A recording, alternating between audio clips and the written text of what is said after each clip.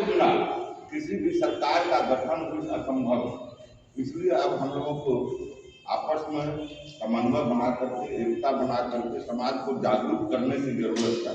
और उसी उद्देश्य से आज हम भी अजीत भाई फोन किए थे, अन्नाथ जी फोन किए थे।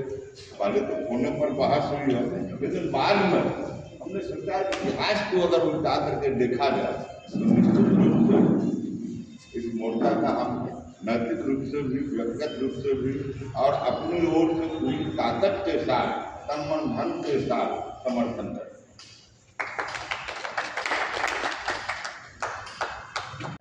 चौधरी है, हम समस्तीपुर जिला से आते हैं और जहाँ तक राजनीति की बात है, यही तो बोले हैं जैसे हम राशि से करते हैं, लेकिन मैं कर्पूरी ठाकुर के साथ 77 से राजनीति करते हैं। बिना सवर्ण के साथ लेके चलने वाला कोई भी राजनीति में सफल नहीं। और दूसरा नंबर वो कहते थे कि कभी भी भीड़ में नहीं जाना चाहिए। जहाँ जैसे अभी बीजेपी जमात है, समुद्र में छोटा छोटा नदी जाता है, मिल जाता है, उसका कोई अस्तित्व नहीं रह पाता।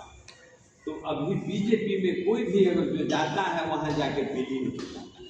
तो वही कहते थे कि जहाँ गाछ न वृक्ष तहाँ अनेर महाराज। आज तक कर्पूरी ठाकुर दुर्भाग्यवश बेचारे समय से पहले मर गए।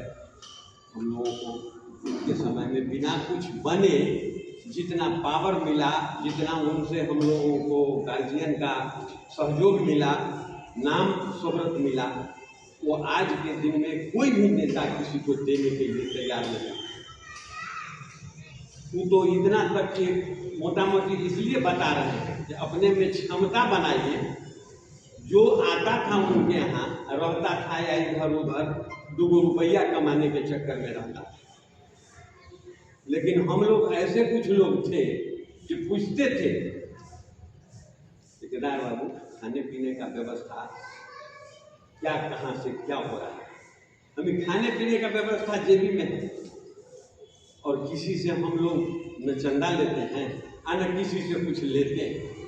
तो अफसर में इतना बड़ा जिला से लेके और मैंने सेक्रेटेरिएट तक बना हुआ था, जो समस्तीपुर का नाम सुनता था और केदार चौधरी का तो बोलता था जो एकदम प्रो कर्पूरी था। तो हमारा कहना इसमें यही है, आप जितने लोग चले हैं हम लोग सब साथ मिल के चलिए, अपना पहचान बनाइए, भीड़ में जाने का कोशिश मत कीजिए। आज इतना ही आदमी अगर खड़ा हो जाइएगा तो आपके पीछे एक एक करके एक दिन समय आएगा कि 1 लाख लोग आएंगे, 2 लाख लोग आएंगे, 3 लाख।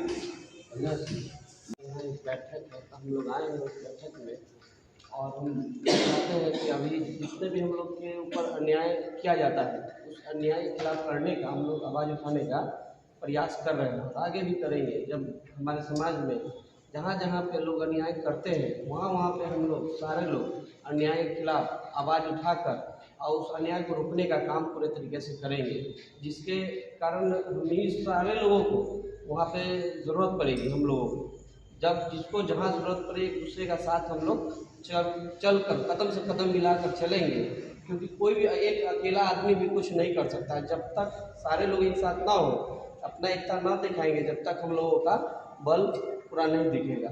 इसलिए आप सभी भाइयों से मैं कहूँगा कि हम सभी साथी एक साथ कदम से कदम मिला के कहीं भी जाना हो तो एक साथ चलें। जो हम लोग दिखे संख्या में दिखे, संख्या में दिखने से होता है क्या कि लोग देखते हैं कि भाई इसके पास बल ज़्यादा है।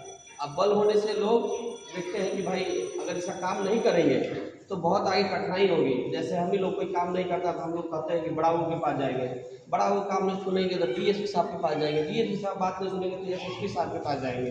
तो इस तरह करके हम लोग जैसे अपना बात रखेंगे तो हम लोगों का काम तुरंत होगा। बस यही कहना चाहते हैं कि आप सभी जो भी गार्जियन है वो सभी कदम से कदम मिला के चले और अपना आशीर्वाद हम लोगों पर बनाए रखें। इसके रूपरेखा और ढांचा को तैयार किए, उनको तहे दिल से प्रणाम करता हूँ, नमन करता हूँ, धन्यवाद देता हूँ।